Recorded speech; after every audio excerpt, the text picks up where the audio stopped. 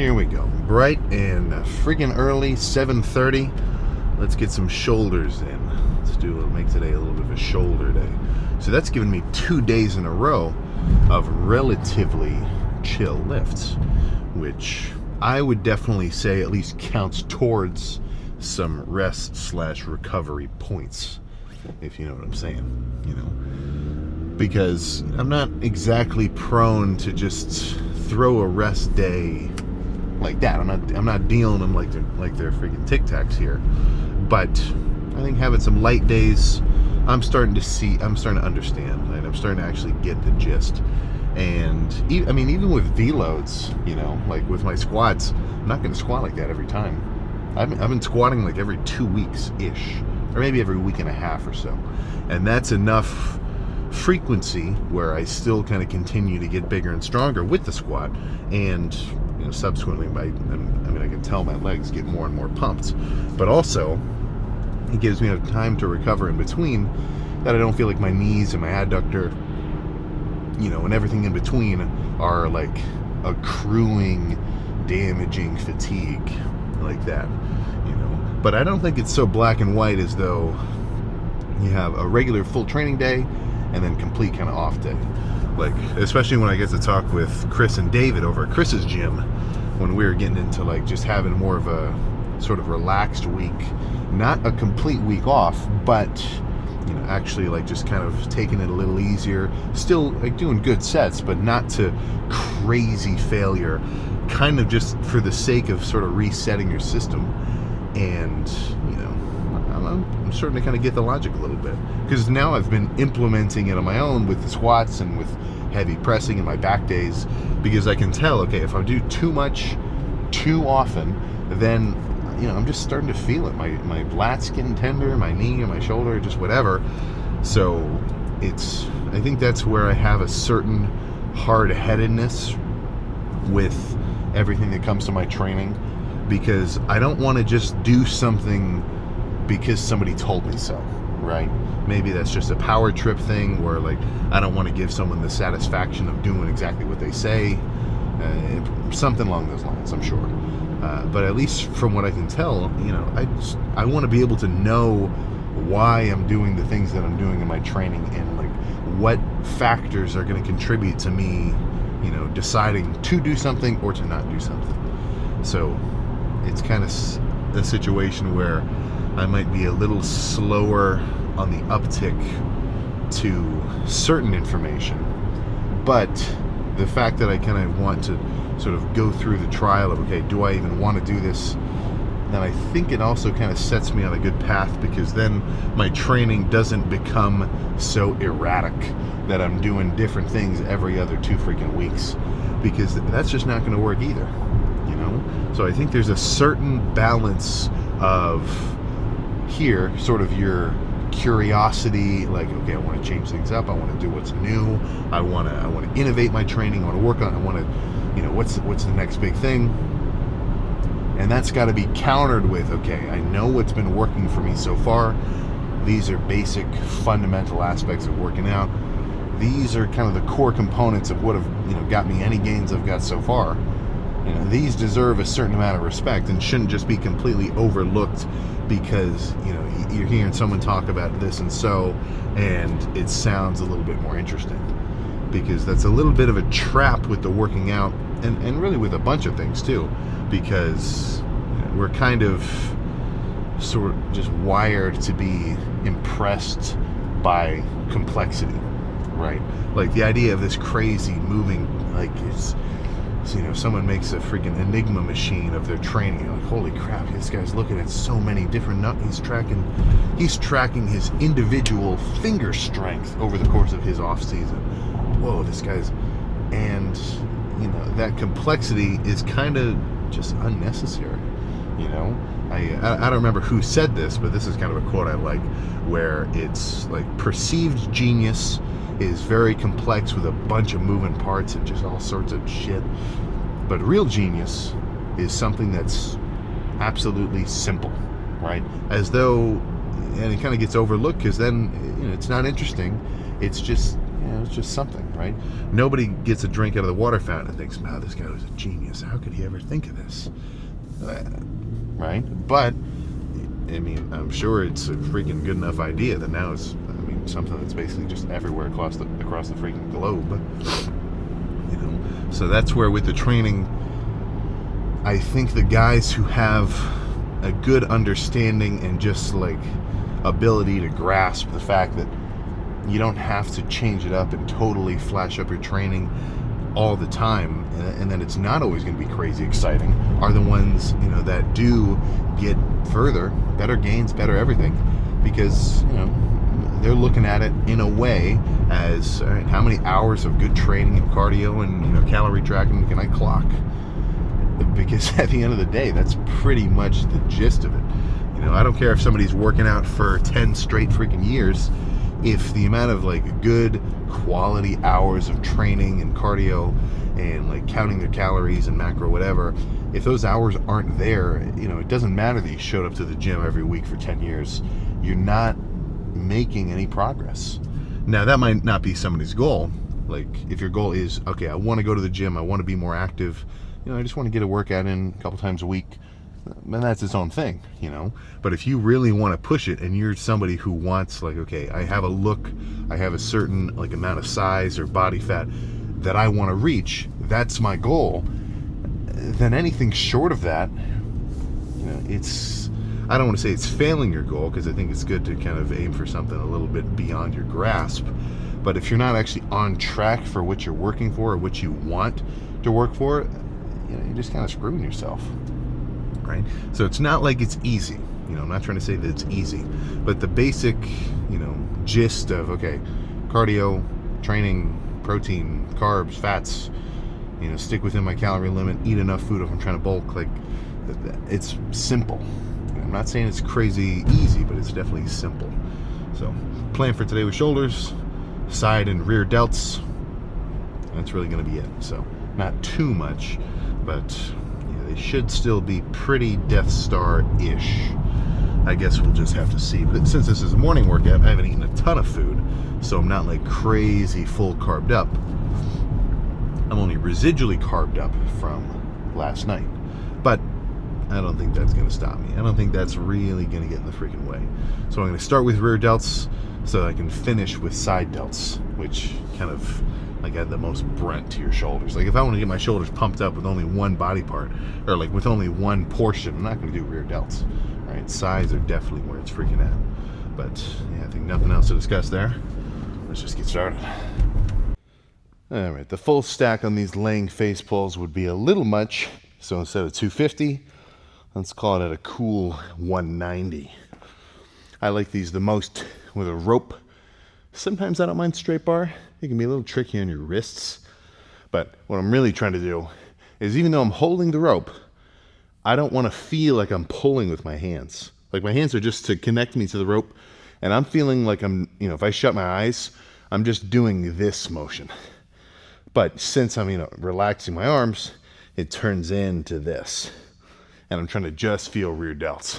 If I start to feel my traps get involved, like a shrug, that means I'm doing a little too much weight, or, the set's over, I'm not hitting my rear delts anymore.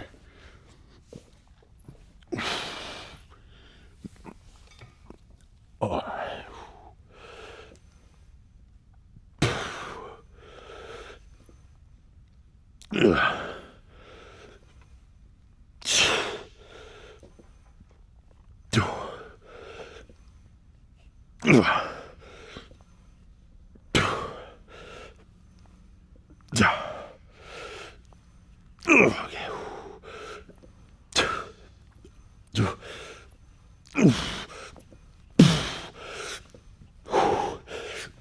Okay. All right, I'm just gonna spam these. Oh.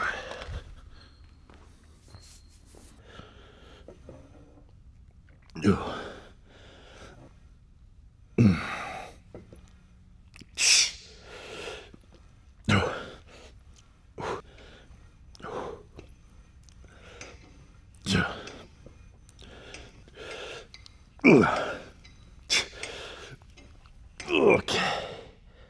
Oh, okay, that's good. All right, this machine will be good. And honestly, sometimes I just gotta throw these in with chest just to get a little bit of a shoulder pump, but not so directly that I camp out for like, 5 real sets. So I think I'll just bust them out here. No need to really go anywhere else. But I think if it's gonna be 5 of the same set, let's just clip the one, then we can jump to the pose down.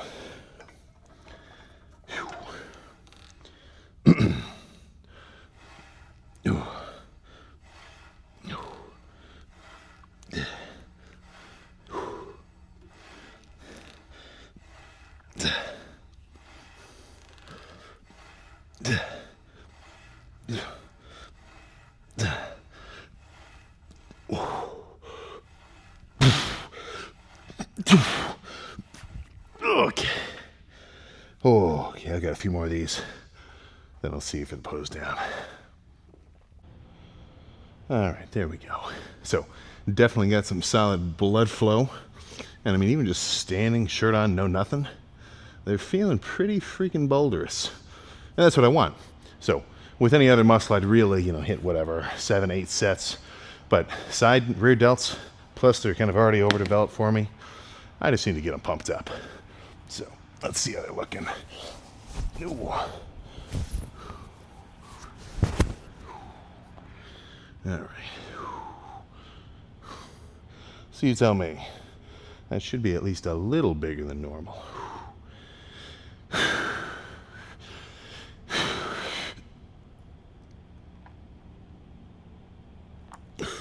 Ooh.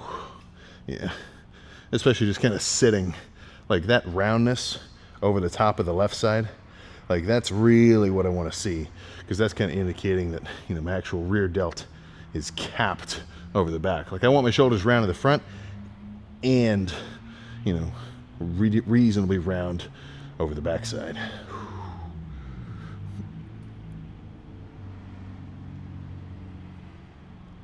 Oh, goodness.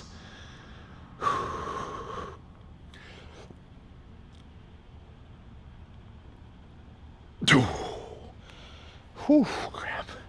Even just holding that freaking pose, they're burning. But, yeah, let's get out of here. Got a freaking flight to catch. That was good. I can still feel them just burning idly, just sitting here.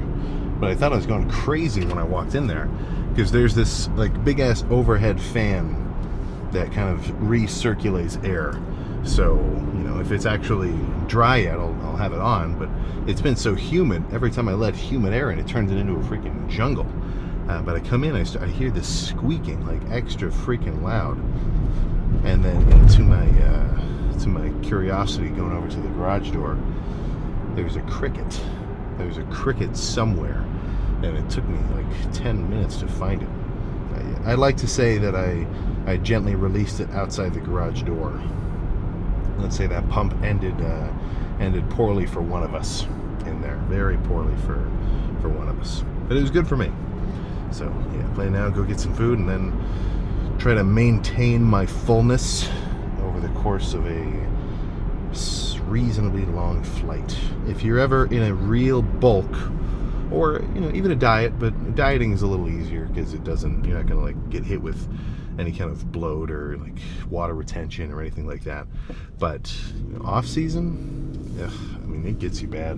To the point where I'll wake up, and it's like a weird combination of things, because if I'm really zipping around, then I'll wake up lighter, like I'll lose weight, but I'll still feel puffier because of just like, I don't know what it is. Maybe it's the air pressure, maybe it's the, like, just sitting for whatever period of time, maybe just eating weird food. I don't know, right? But it'll definitely throw you off your game a little bit.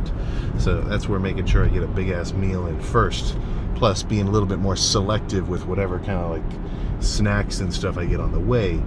Plus, I don't mean to say like a million pluses here, but getting a bunch of drinks and making sure I get enough electrolytes in my system. That's what I'm aiming for. Because if my prep is totally off tonight, or going into today, then whatever lift I end up doing tomorrow morning is going to suck.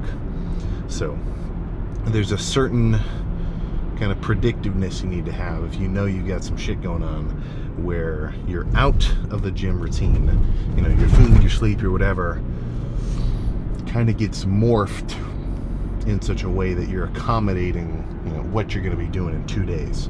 You know, if you're helping your buddy move out of his apartment, maybe don't do legs right before or the day of, because then, I mean, what are you going to do?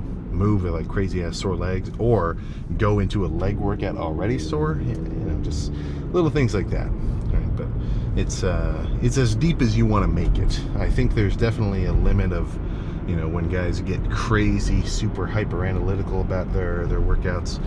But you know, if you don't kind of at least try to optimize it for yourself to a degree, I mean, then you're just doing the same shit you've been doing for, you know, however many freaking years long already. And it's something that requires at least a little bit of change over time, I feel. Right? Nobody's working out for 10 years and making crazy ass progress, and they're doing the exact same workout year 10 that they were year 1. Even if it's similar, certain aspects will definitely kind of be changed up. But, you know, I'm sure there's some outliers. I'm sure there's some guys now who, you know, they're still doing their exact same, you know, college or high school football workouts, and it's working out just fine for them. And that's where, if you've got a certain amount of results or gains, they're going to speak for themselves. You know, are you going to tell the guy with a big ass crazy chest, veins all over the place, striated, that he's doing a cable fly wrong? It's clearly working for him. You know, you can say that he's not doing it how you would like it, or, you know, he's doing it a little bit differently than you would like it. But if it works, it works. At the end of the day, that's kind of that's sort of what we're really aiming for. So, I mean, within the context of supplementation, you know, regardless of whatever your training style is, you know, whatever results you've actually gotten from it, that's sort of the backbone of your argument, right? If someone's going to tell me, Sam, you need to be training full body every other day, and they've been working out for a couple years doing that exact same split, and it's not really, they're not really giving me confidence that they're getting, you know, gains. You know, what's my likelihood to say, wow, that sounds like an awesome idea? You know, so it's not like being big means you're smart, but at least, you know, smart with your training, but it does have at least a certain correlation. So, no more talking for me. Actually, well, for some of you, I'm already in Anaheim, so I'll see you freaking today and tomorrow. But that'll, so, yeah, I always forgot. So that means no car talks today or tomorrow or the next day. But we'll be back to normal the day after that, so don't worry too much. But yeah, I'll see you tomorrow.